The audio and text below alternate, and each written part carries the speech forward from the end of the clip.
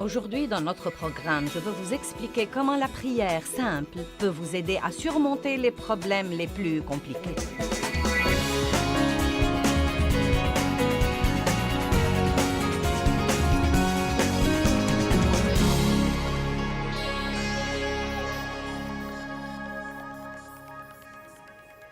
Ce qui compte dans la prière, c'est la sincérité du cœur.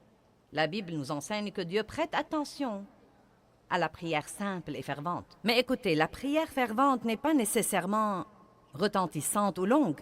C'est la prière passionnée, la prière que vous priez de tout votre cœur. C'est la prière où le cœur y est. En fait, j'ai traversé une période de temps avec Dieu où il m'a défié de lui demander ce que je voulais et ce dont j'avais besoin en aussi peu de paroles que possible.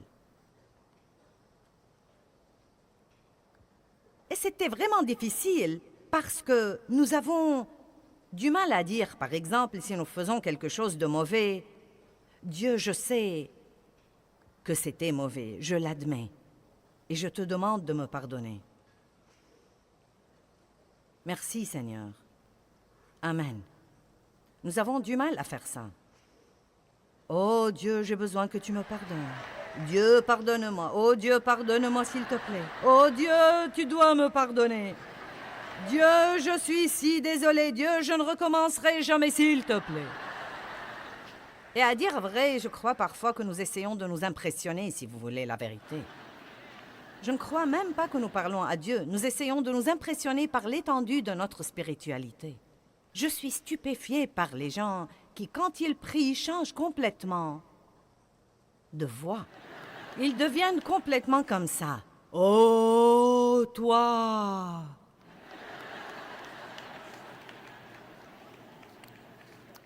Donc, je ne sais pas ce que vous en pensez, mais la prière est une conversation avec Dieu. C'est demander à Dieu de répondre à vos besoins ou aux besoins de quelqu'un d'autre. C'est le louer, c'est le remercier, c'est l'adorer.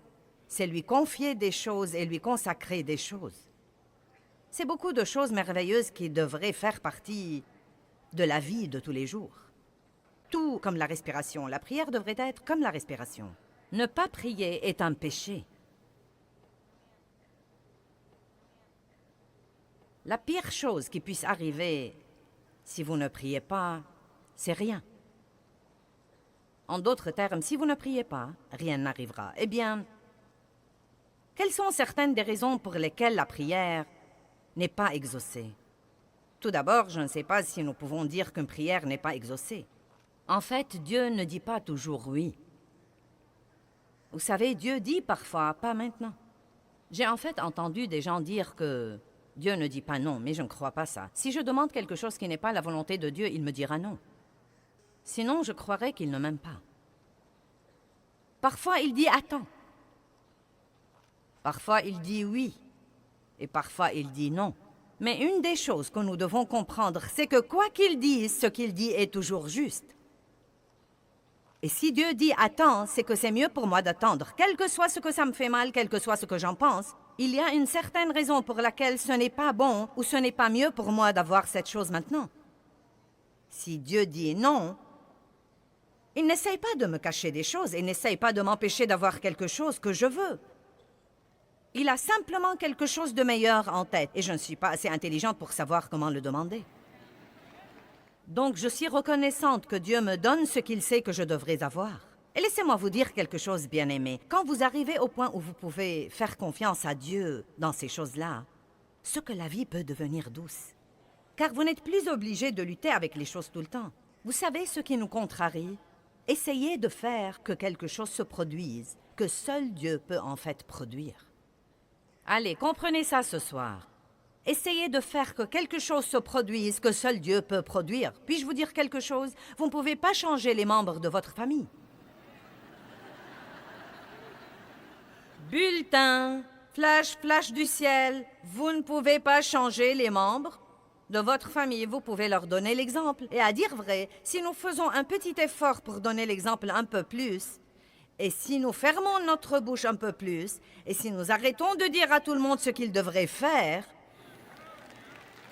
eh bien, c'est encore tôt et je prêche bien déjà.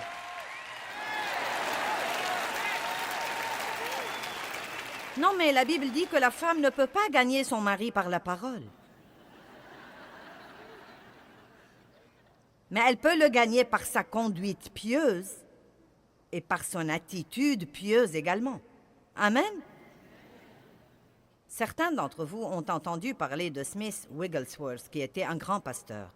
Il était plombier et il a fini par devenir pasteur. Mais bien avant de devenir pasteur, il avait une femme pieuse et il était méchant avec elle au plus haut degré. Il ne voulait pas qu'elle aille à l'église, mais elle y allait quand même.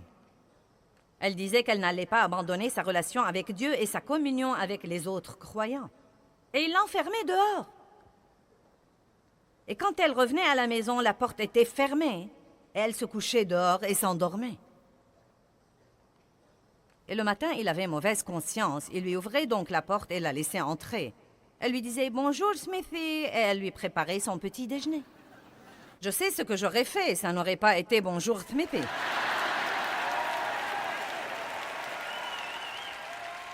Mais d'un autre côté, si j'étais mariée à cet homme, il serait resté plombier et ne serait jamais devenu grand pasteur.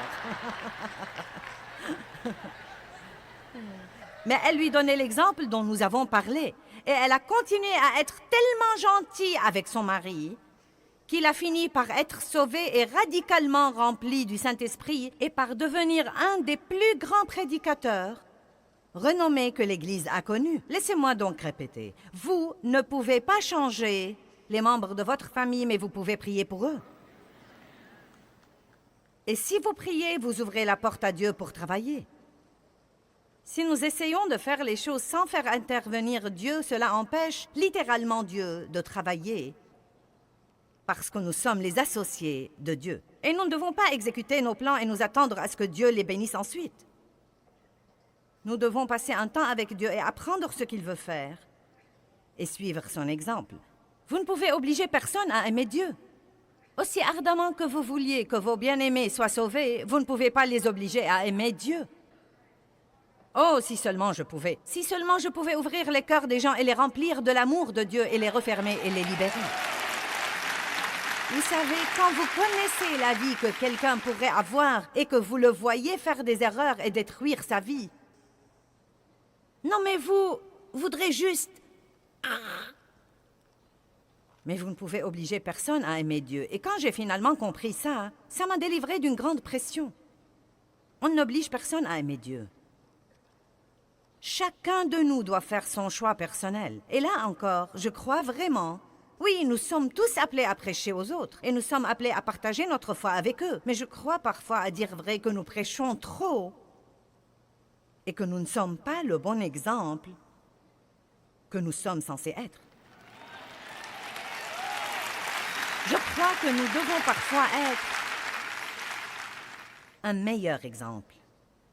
Et donc, si nous croyons à la puissance de la prière et que nous commençons vraiment à prier pour les choses pour lesquelles nous peinons et nous travaillons, nous pourrons nous détendre et jouir de notre vie pendant que Dieu travaille. Vous voyez, je suis arrivée au point où je crois vraiment que Dieu travaillera si je prie. Je le crois parce que j'ai prié pour vous.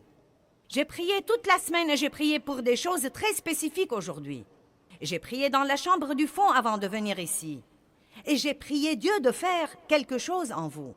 J'ai prié pour la guérison. J'ai prié Dieu de guérir les cœurs brisés. J'ai prié Dieu de vous encourager. J'ai prié Dieu de vous enseigner quelque chose. Je veux que vous tombiez profondément amoureux de Dieu. Et donc, je crois que pendant que je suis là-haut pour utiliser le don que Dieu a mis en moi et pour faire ce que je sais faire, Dieu travaille en vous. Et peu importe si vous avez l'air de vraiment changer, ça n'a pas d'importance pour moi. Vous savez, si vous me dites que vous changez ou pas, je crois de tout mon cœur qu'un dépôt a été fait en vous et que vous allez voir les résultats d'être là. Je crois ça et je suis heureuse parce que je le crois.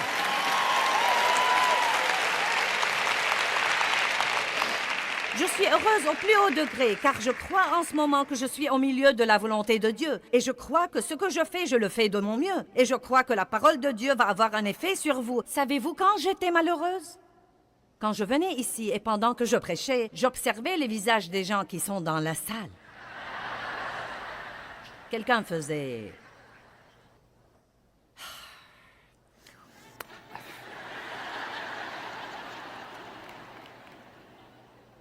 où quelques-uns se levaient et quittaient au milieu de mon sermon, et je me disais, oh mince alors, c'est terrible.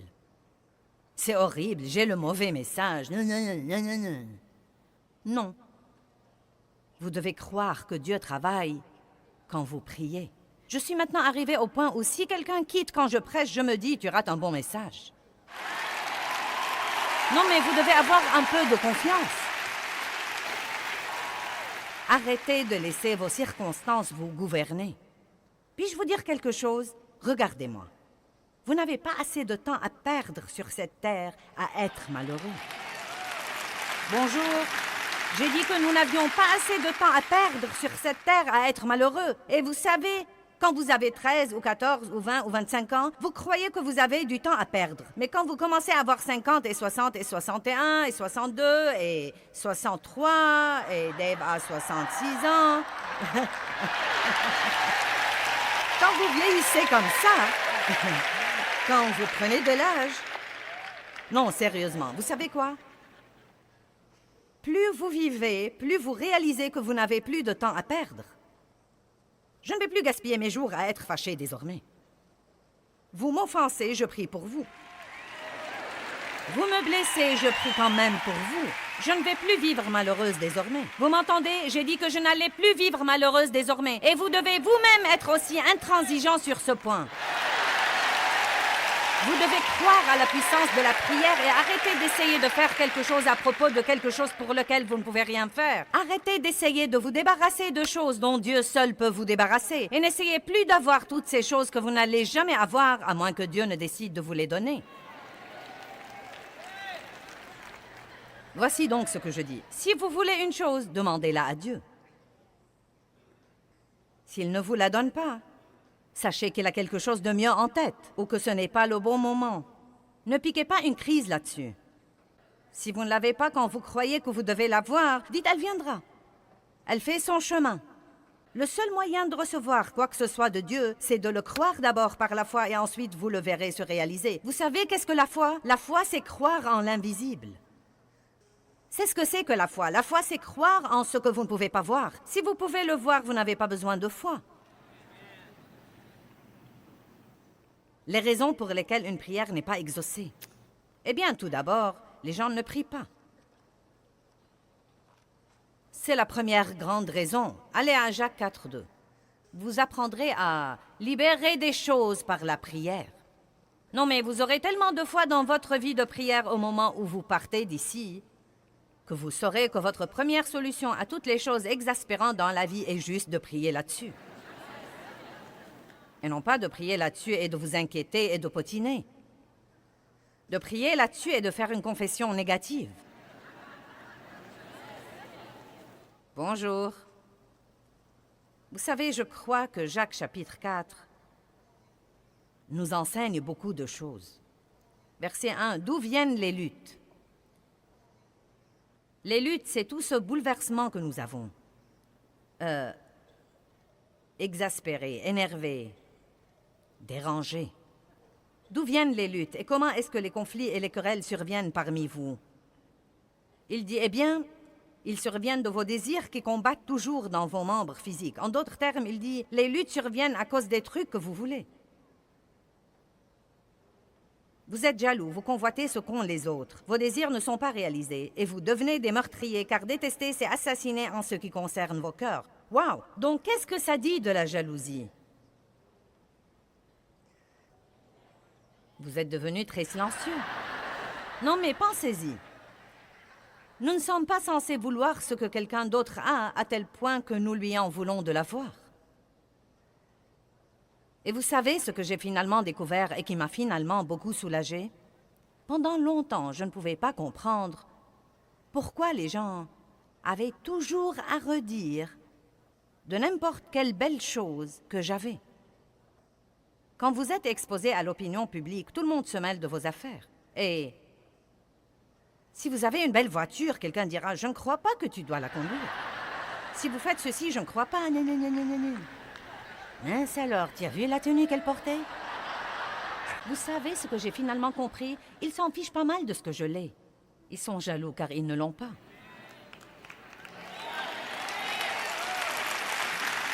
Et il en va de même pour vous, vous savez. Vous achetez une jolie maison, et certains de vos amis seront jaloux et médiront de vous. C'est juste parce qu'ils veulent une maison comme vous, mais ils ne savent pas comment s'y prendre pour l'avoir. Il dit ici, d'où viennent les luttes? Qu'est-ce qui nous garde vexés? Je n'ai pas le temps d'être contrarié par ce que quelqu'un d'autre a.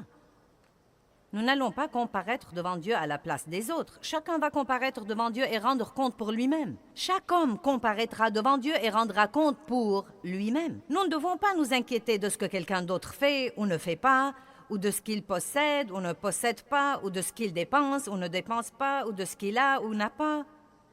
Car nous n'allons pas répondre de lui. Nous nous épargnerons d'ennui si nous nous occupons de nos affaires.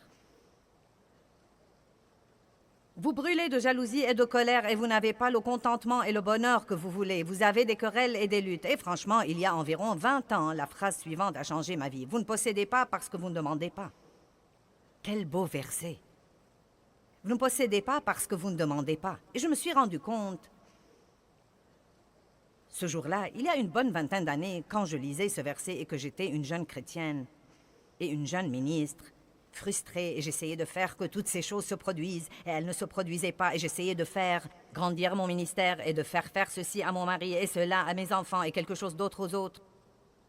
Je me fâchais contre les gens parce qu'ils n'ont pas aimé ceci ou cela.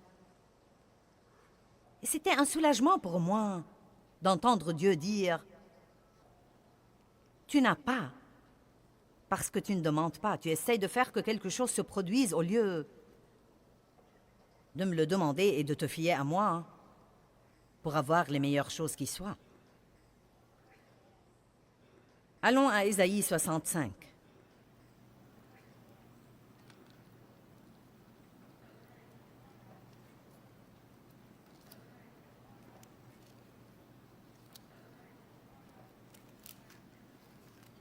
Versets 1 et 2. Je crois que ce sont des versets plutôt tristes. Il dit « J'étais prêt à être recherché de ceux qui ne demandent pas. » Vous voyez le tableau où Dieu attend que quelqu'un lui demande? J'étais prêt à être recherché de ceux qui ne demandent pas. J'étais prêt à être trouvé par ceux qui ne me cherchent pas. J'ai dit « Me voici, me voici. » Dit le « Je suis » à une nation Israël qui ne s'appelait pas de mon nom. J'ai tendu mes mains tous les jours vers un peuple rebelle qui marche dans une voie mauvaise au gré de ses pensées. C'est triste. Vous voyez le tableau où Dieu dit, comme Jésus a dit dans Matthieu 11, « Venez à moi, vous tous qui êtes fatigués et chargés. » Si vous êtes inquiets, venez à moi. Si vous êtes stressés, venez à moi. Si vous êtes chargés, venez à moi. Si vous êtes blessés, venez à moi. Allez au trône et non pas au téléphone. Les gens à l'autre bout du fil ne savent pas ce qu'ils font eux-mêmes. Ils ne sont pas qualifiés pour résoudre vos problèmes.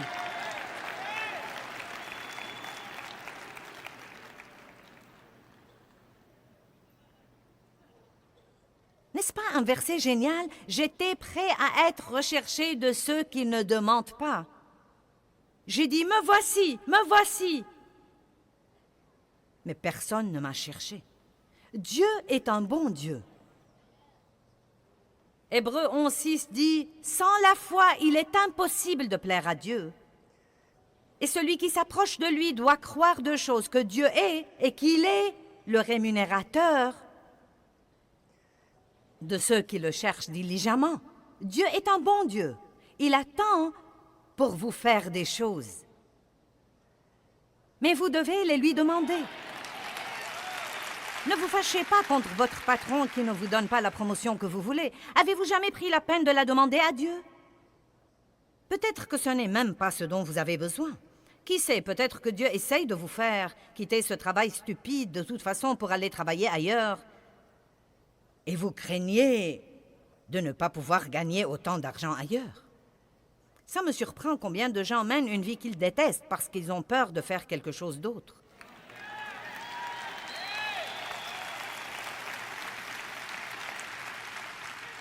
Voici un bulletin du ciel, je l'ai juste reçu. Vous ne pouvez pas suivre le Saint-Esprit et ne pas être heureux. Si vous décidez de suivre le leadership du Saint-Esprit, vous êtes censé être heureux parce qu'il ne va pas vous mener à la misère.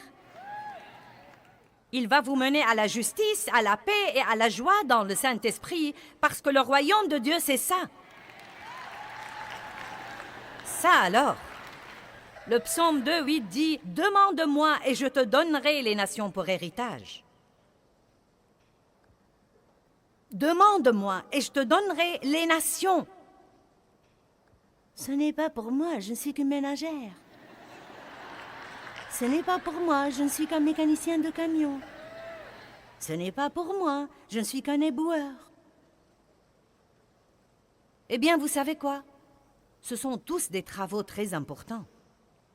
Mais mince alors, vous pouvez prier pour les nations et vous pouvez prier Dieu de vous donner vos voisins et de vous donner les nations.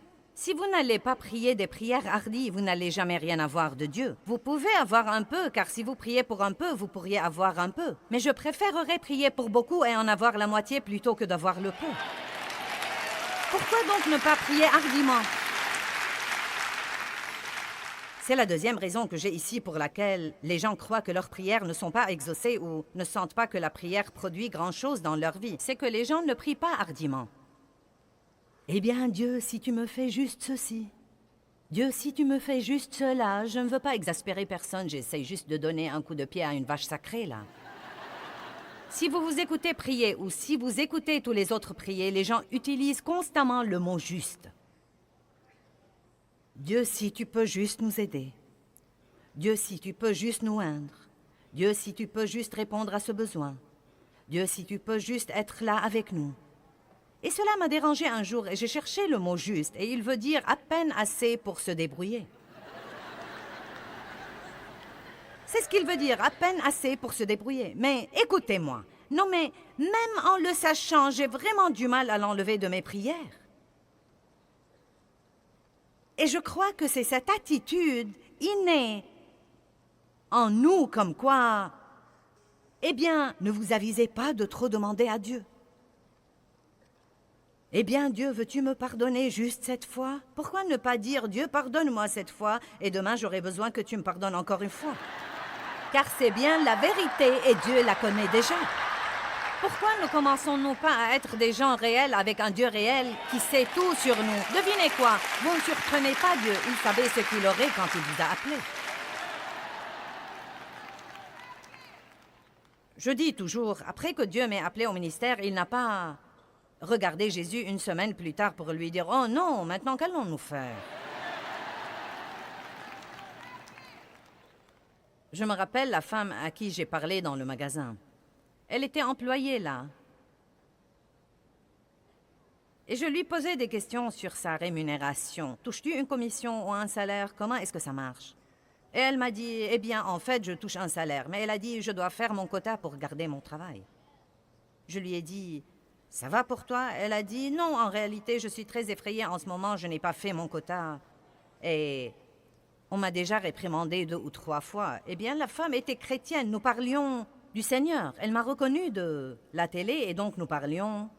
Elle a été à l'église toute sa vie et je lui ai dit, tu pries Dieu de trouver grâce aux yeux des gens pour que quand ils viennent acheter des trucs ici, qu'ils viennent à toi pour se renseigner? Et elle m'a dit, eh bien, ce ne serait pas bien, n'est-ce pas? Elle a dit, c'est ce que la femme a dit et elle a été dans l'église toute sa vie. Ce n'est pas juste de prier pour l'argent. J'ai dit, en as-tu besoin?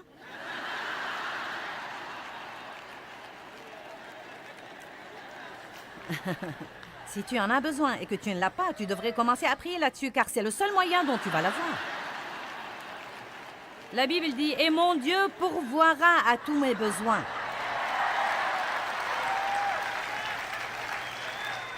Maintenant, nous déraillons si nous ne prions que pour les trucs et l'argent. Mais en réalité, la femme avait une vie de prière pathétique, pitoyable, faible, une vie de prière molle. Et voilà le Dieu de tout l'univers, qui possède tout, qui a vraiment le tout. À qui le donnerait-il sinon à ses enfants? Mais il dit, vous n'avez pas parce que vous ne demandez pas. Demandez et continuez à demander. Frappez et continuez à frapper. Cherchez et continuez à chercher.